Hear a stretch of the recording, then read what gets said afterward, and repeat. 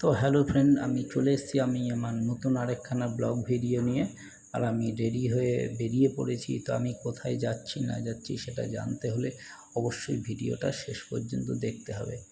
আর দেখো, আমি বাড়ির থেকে বেরিয়ে পড়েছি, এখন আছি আমি নৌকায়। যাচ্ছি আমি কোথায় অবশ্যই সেটা বলবো, কিন্তু সেটা এত তাড়াতাড়ি নয়, তোমরা দেখে সেটা বুঝতে পারবে। দেখো, এবার ধীরে ধীরে আমি আমার গন্তব্যে পৌঁছে যাব। কারণ আমি যেখানে যেতে চাইছি, আমি কোথায় যেতে চাইছি, অবশ্য কেউ কেউ হয়তো আন্দাজ করতে পারবে যে এটা কোন জায়গা। হ্যাঁ, অনেকে হয়তো ধরতে পেরেছো, এটা হলো মায়াপুর। আর এই দেখো, বলতে বলতেই চলে এসছে ইস্কনের মন্দির। ইস্কন মন্দির সামনেই তোমরা দেখতে পাচ্ছ, আমি এই যে তোমাদের দেখিয়ে দিলাম।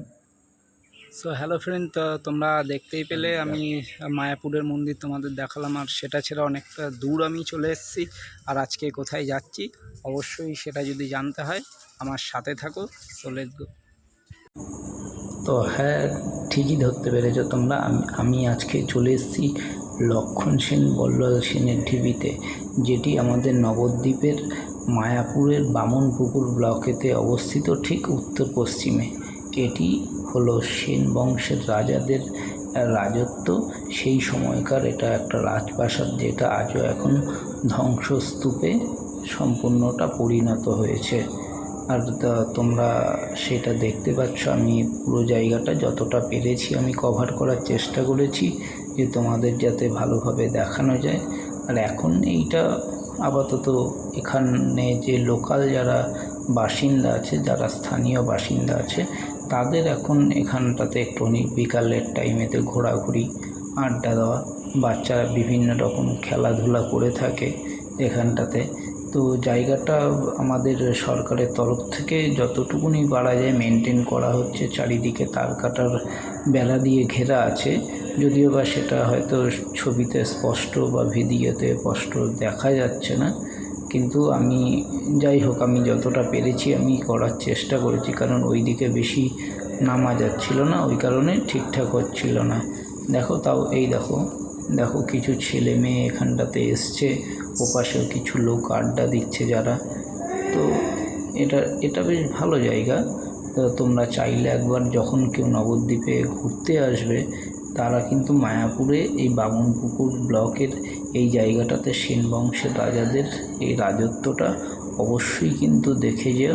আমার আশা করি যে অনেকেরই এইটা পছন্দ হবে, খুব ভালো লাগবে।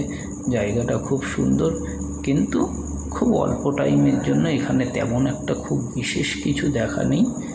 আর দেখতে পাচ্ছ এখানটাতে কিছু ছেলে মেয়েরা ওরা লাঠালাঠি নিয়ে করছে। তো আমি গিয়ে ওদেরকে বললাম যে কী ব্যাপার, তোরা কী করছিস? ওরা বলছে যে দাদা, আমাদের একখানা লাঠি খেলা হবে, সেই জন্য আমরা আজকে একটু প্র্যাকটিস করছি। তো দেখতে পাচ্ছ যে বাচ্চারা খুব সুন্দর করে প্র্যাকটিস করছে। মাঝে মাঝে ওদের কিছু আবার ডায়লগ আছে, সেগুলো ওরা আমাকে পড়ে শোনালো। তো যেইটা ভিডিওতে আমি অ্যাড করেছি সেটা অবশ্যই তোমরা যে দেখতে পাবে।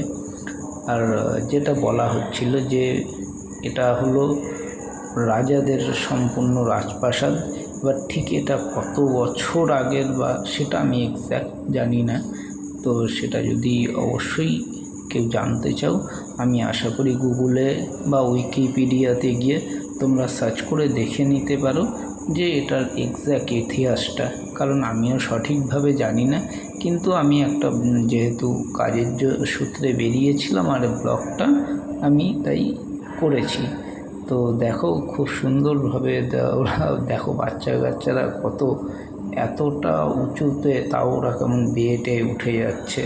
আর ওরা দেখো খুব ছোটাছুটি দৌড়াদৌড়ি করে খেলা করছে, তুমি দেখতেই পাচ্ছ। আর দেখো ইতিমধ্যে এই দেখো এখানে দুটো ছেলে আবার ওরা प्रेक्टिस করছে। खामोश, हिंदुस्तान के रहने वाले कुत्ते, डांट से देख, तेरा सामने शेर खान आ गया। शेर खान, तू शेर खान नहीं, तू चूहा खान है, चूहा खान।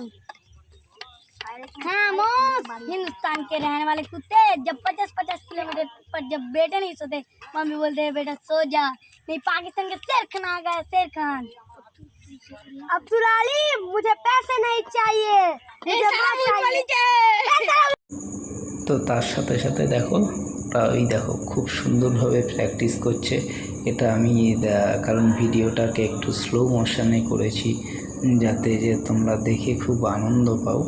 আর অবশ্যই আমি এই জিনিসটাকে যতটা পেরেছি, আমি খুব ভালো এডিটিংয়ে মাস্টার নই বা খুব ভালো এডিটিং করতে পারি না, কিন্তু তারপরেও আমি যতটা পেরেছি আমি চেষ্টা করেছি তোমাদের সাথে সেটা শেয়ার করতে। আর যেহেতু এডিটিংটা আমি একটুখানি রাতের দিকে করছিলাম, তাই ভয়েসটা একটু আস্তেই বলতে হচ্ছিল। তো জানি না ভিডিওতে কতটা কি ভালো সাউন্ড আসবে। সো প্লিজ কেউ কিছু মনে করো না। তো তোমরা খালি এই জায়গাটাকে এনজয় করো। ওরা এত সুন্দরভাবে খেলছিল লাঠি খেলাটা দেখে আমার খুব বেশ ভালো লাগছিল, তাই একটুখানি ভিডিওটা লং হয়ে গেছে। আর আমি যথারীতি এই ভিডিওটাকে আমি তাই দেখলাম যে চলো এদের ভিডিওটাকে একটুখানি রেকর্ড করি। তো এটা হলো লক্ষণ সেন, বল্লাল সেনের ঢিবি। তো লক্ষণ সেন যিনি গৌস্বর লক্ষণ সেন, তো লক্ষণ সেন যিনি ছিলেন তিনি 1178 খ্রিস্টাব্দ থেকে 1206 খ্রিস্টাব্দ পর্যন্ত সে তার কিন্তু রাজত্ব এই বাংলাতে চালায়, এবং তিনি ছিলেন বাংলার 4 নম্বর অর্থাৎ চতুর্থ বংশধর, যিনি ছিলেন বল্লাল সেনের ছেলে। বল্লাল সেন ছিলেন পিতা, মানে পিতা হলো পূর্বসূরি। তার আগেরও উত্তরসূরি আছে যাদের নামগুলো আমি সঠিক জানি না। তো যাই হোক, এটা হলো লক্ষণ সেন বল্লাল সেনের মোটামুটি একটা ইতিহাস সম্পর্কে আমি যেটা আপনাদের জানালাম। আপনারা জায়গাটাতে গেলে আরও আশা করি ভালো লাগবে দেখে। আশা করি আপনারা আরও খুব খুশি হবেন। সো হ্যালো গাইস, এখন হলো বাড়িতে ফিরে যাওয়ার পালা। তোমরা নিশ্চয়ই দেখতে পেলে যে আমি কিসের জন্য এসেছি আর কোথায় এসেছিলাম। তো চলো, তার কথা না বাড়িয়ে, কারণ একেতেই সন্ধে নামছে, অনেক সন্ধে হয়ে গেছে, অলরেডি 6:45 বাজে। কিন্তু যদি এই মুহূর্তেও না বেরোই তাহলে আমার বাড়িতে যেতে যেতে লেট হয়ে যাবে। চলো বাদবাকি গিয়ে বাড়িতে কথা হচ্ছে। তো দেখলাম যে একখানা বাড়িতে পতাকা উঠছে, কারণ আজকে 26শে জুলাই এই শ্যুটটা করা হয়েছিল। আর ইতিমধ্যে আমি চলে এসেছি ঘাটে, যেহেতু খুব গরম লাগছিল তার জন্য একটুখানি খেয়ে নিলাম মাজা। আর এই করতে করতে আমি বাড়িতে চলে এসেছি। অবশ্যই আমার চ্যানেলটাকে লাইক করো, কমেন্ট করো আর সাবস্ক্রাইব করতে কিন্তু একদম ভুলো না। Bye bye.